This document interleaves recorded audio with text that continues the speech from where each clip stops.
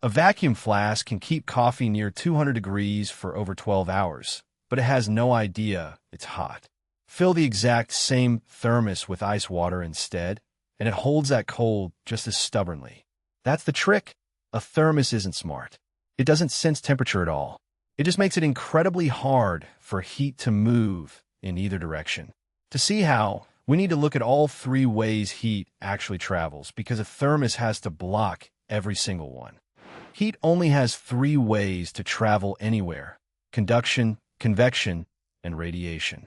Conduction is heat jumping through direct contact, like a metal spoon getting hot in soup. Convection is heat riding along in a moving fluid, like warm air rising off a cup of tea. Radiation is heat leaving as invisible infrared light, the same way a campfire warms your face from a few feet away. A regular mug blocks none of these. A thermos is built to slam all three doors shut at once. Pop the outer shell off a thermos, and you'll find it's actually two walls nested inside each other, with a thin gap between them. That gap isn't filled with air or foam insulation. It's a vacuum, as close to empty space as manufacturing allows. Conduction needs matter to hop through, atom to atom. With almost no atoms in that gap, conduction has nothing to grab onto. That single vacuum layer knocks out both conduction and most convection in one move, since convection also needs a fluid to carry heat across. A vacuum stops heat that needs to touch something, but radiation doesn't need contact at all.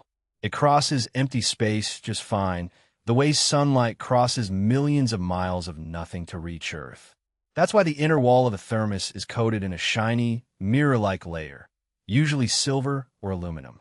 Infrared heat radiating off your coffee hits that mirror and bounces straight back inward instead of escaping. Cold drinks work the same trick in reverse.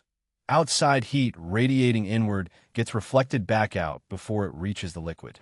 2 doors down, 1 to go. The top of a thermos is the one place the vacuum gap has to stop, because you need an opening to pour from.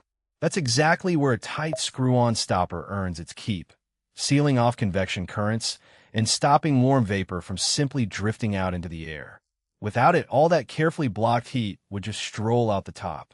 The stopper is a low-tech patch on the one gap a vacuum can't cover, and it matters just as much as the engineering underneath.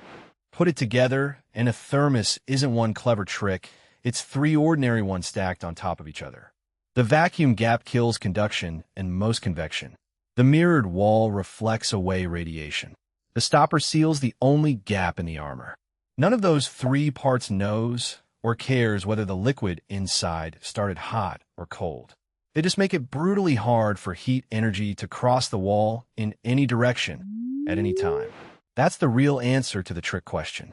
A thermos doesn't decide to keep things hot or decide to keep things cold, because temperature was never the input. Blocking heat flow is.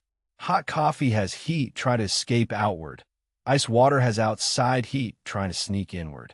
Either way, the same vacuum, the same mirror, and the same stopper is standing in the way, so the same flask does both jobs perfectly without ever knowing which one it's doing. So next time someone says a thermos keeps hot things hot and cold things cold, you can tell them it's simpler and clever than that. It just stops heat from moving, full stop, and lets your drink stay wherever it started. 3 ordinary tricks: a vacuum gap, a mirror, and a lid, doing something that feels like magic. If you like taking everyday objects apart like this, stick around. We keep cutting things open,